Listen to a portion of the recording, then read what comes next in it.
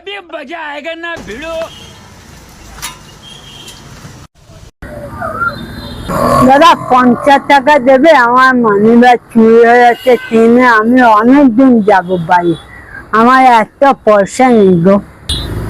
না না না, ঠিক আছে দাঁড়ান। এই নিন। অসংখ্য ধন্যবাদ, ভগবান আরো ধন দিক। বাজে কথা কেন বলছেন? আমি আপনাকে সাহায্য করলাম, আপনি বাজে নোংরা ভাষা বলছেন।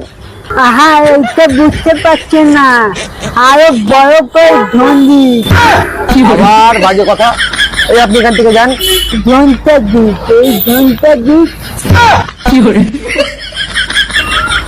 বুঝেছি মানে ধন। আচ্ছা ঠিক আছে, আপনি যান।